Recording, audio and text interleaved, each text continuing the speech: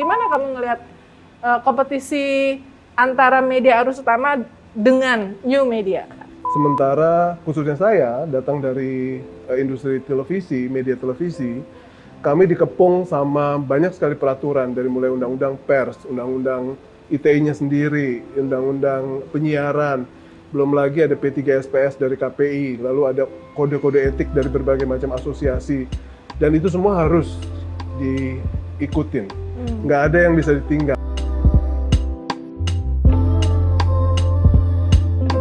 Hai teman-teman pembaca Babe, baca berita. Kita ada di edisi spesial dalam rangka Hari Pers Nasional 2021. Tiap tahun, setiap tanggal 9 Februari, kita memperingati Hari Pers Nasional. Dan saya Uni Lubis, pemimpin redaksi IDN Times, dibajak oleh Babe untuk acara Babe One on One bersama sahabat saya Arif Suditomo, News Director Metro TV. Hai Arif. Halo Mbak Uni, halo pembaca Babe. Apa kabar Mbak? Baik, kamu gimana, sehat? Alhamdulillah. Kita ini loh benar-benar ngejaga protokol kesehatan ya. Jauh-jauh kayak gini. Jauh-jauh kayak gini dan tetap pakai masker, mudah-mudahan kedengeran ya.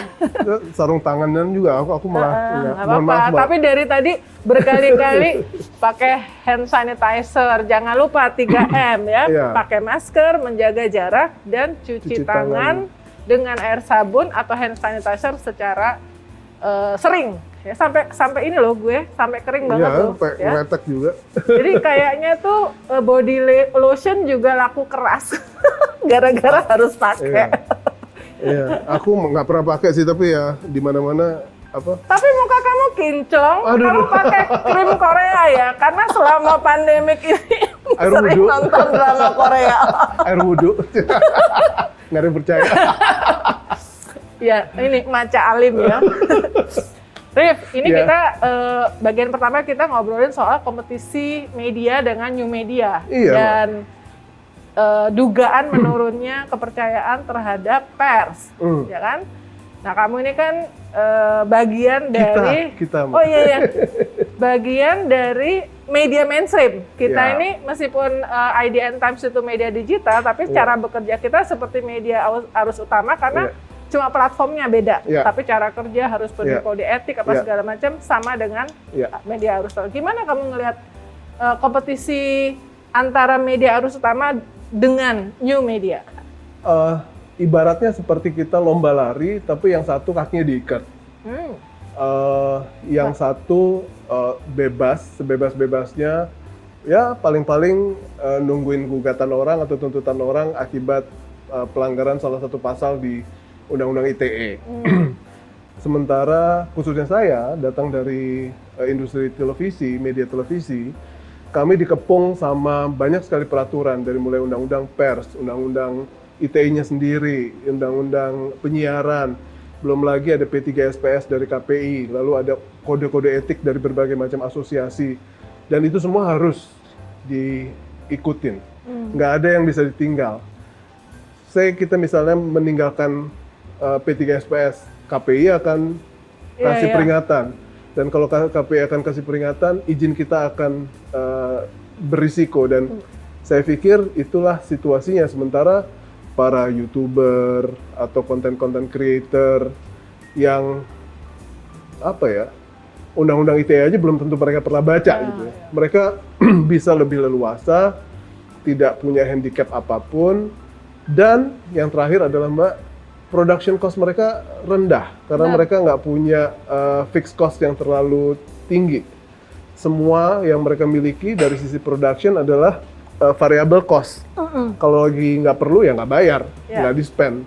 Sementara kita banyak sekali fixed cost-nya, kayak misalnya gedung seperti ini, pegawai. Aku bayangin dulu waktu aku kerja di TV juga, TV itu adalah industri media yang heavy regulated ya.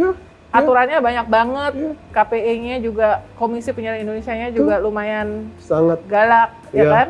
Dan itulah kurang lebih ilustrasinya kenapa kita punya produk dan punya karakteristik produk seperti saat ini.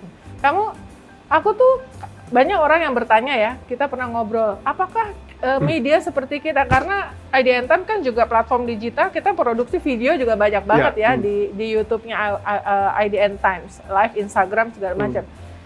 Apakah kita melihat bahwa mereka itu yang tadi kamu bilang pemain new media termasuk YouTuber itu sebagai pesaing? Kalau aku sih merasa enggak. Aku merasa enggak karena apa? Karena menurut saya mereka tuh cuma hit and run. Satu kali wawancara narasumber, terus kemudian narasumber yang nggak pede untuk diwawancara di media mainstream seperti kita, karena pasti kita akan mempertanyakan hal-hal yang nggak benar. Kita kan bagian talking back. Jadi kalau di wawancara di media mainstream itu, narasumber boleh ngomong apa, wartawan yang risetnya bagus, ya, host bilang, tapi nggak seperti itu Pak, karena saya baca sebelumnya Bapak seperti ini nih. Nah, jadi narasumber relatif lebih harus bersiap ya, lebih siaga dibanding misalnya kalau diwawancara di new media. Menurut kamu gimana? Kalau saya melihatnya kita memang saling melengkapi ya. Saya merasa bahwa mereka saling melengkapi aja sama kita. Tapi kalau ditanya apakah merasa terancam, saya juga nggak merasa terancam karena di saat kita mengetahui bahwa orang-orang sekarang menikmati konten itu secara multi-screen, dan kalau kita ngomong IDN, ngomong Metro, itu juga kita nggak terkungkung hanya ada televisi yang ada di tembok, tapi juga ada yang di berbagai macam tempat. Saya pikir keterancaman itu udah nggak jadi terlalu relevan. Aku setuju sama kamu. Jadi gini, kita belajar, kita melihat dari mereka gimana approaching millennials audience. Karena millennial audience itu kan memang ada di media sosial ya, di YouTube, di Instagram. Jadi kita ngelihat, tetapi soal misalnya credible resource person, narasumber, pertanyaan, bahwa kita nggak nelen begitu aja jawaban, itu tetap kayaknya sih masyarakat masih berharap sama media mainstream seperti kita ya. Iya, dan saya pikir Mbak Uni, there is the thing that we celebrate every day adalah the values we are living gitu ya.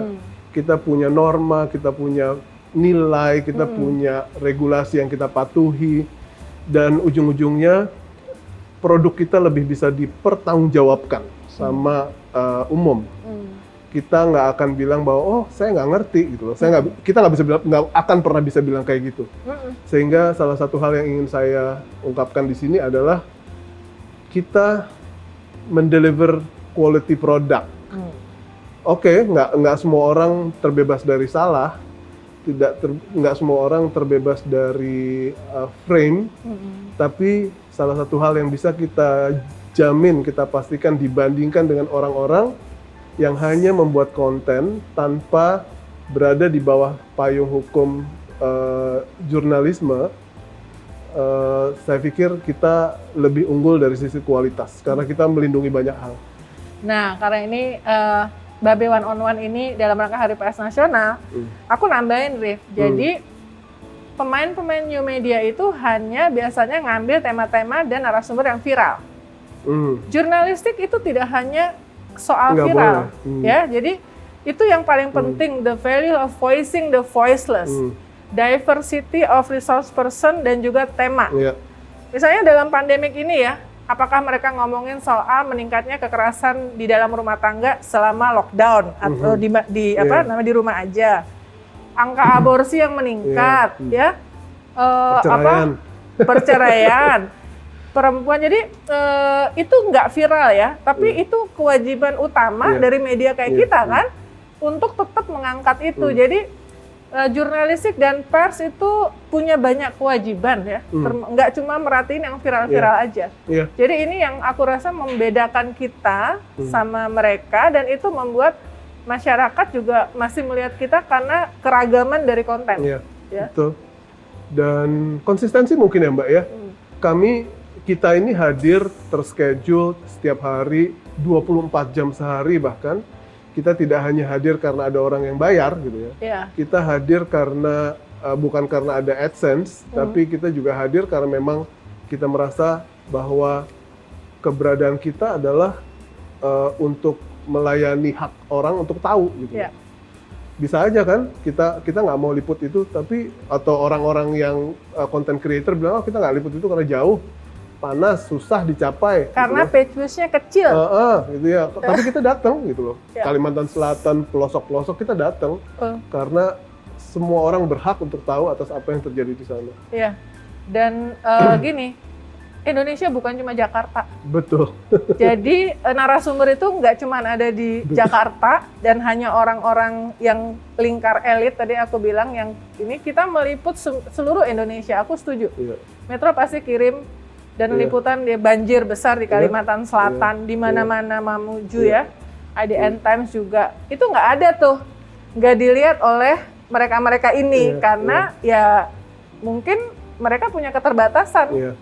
Untuk menjangkau tema-tema yang sangat luas itu ya. Sebenarnya kalau mereka mau, mereka harusnya bisa. Karena AdSense mereka besar kan.